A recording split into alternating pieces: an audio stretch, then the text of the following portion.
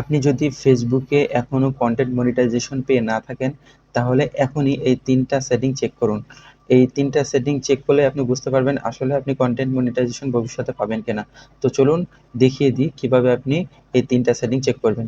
সর্বপ্রথম আপনি যে পেজে কাজ করেন সেই পেজটা এখানে লগইন রাখতে হবে। এখানে পেজটা লগইন রাখার পরে আমি প্রোফাইলে ক্লিক করব। প্রোফাইলে ক্লিক করার পরে একটু স্ক্রল করে নিচের দিকে আসবো। নিচের দিকে আসার পরে এখান থেকে আমি হেল্প অ্যান্ড সাপোর্ট এখানে ক্লিক করব। হেল্প অ্যান্ড সাপোর্ট এখানে ক্লিক করার পরে এখানে সাপোর্ট ইনবক্স এখানে ক্লিক করব। ক্লিক করার পরে এখানে দেখতেছেন 3টা অপশন আসছে। এখানে রিপোর্টস অ্যাবাউট আদার্স এটা ক্লিক করব। তারপরে এখানে কোনো ইস্যু নাই, ইওর অ্যালার্টস এখানেও কোনো ভায়োলেশন নাই, এবং লাস্টে দেখেন কপিরাইট, জিরো নিউ কপিরাইট। ঠিক আছে, এই জিনিসগুলো অবশ্যই আপনাকে চেক করতে হবে। এখানে যদি কোনো ইস্যু থাকে তাহলে এখান থেকে ইস্যুগুলো আগে সলভ করতে হবে, তাহলে কিন্তু আপনি কন্টেন্ট মনিটাইজেশন পাওয়ার সম্ভাবনা থাকবে। ধন্যবাদ সবাইকে।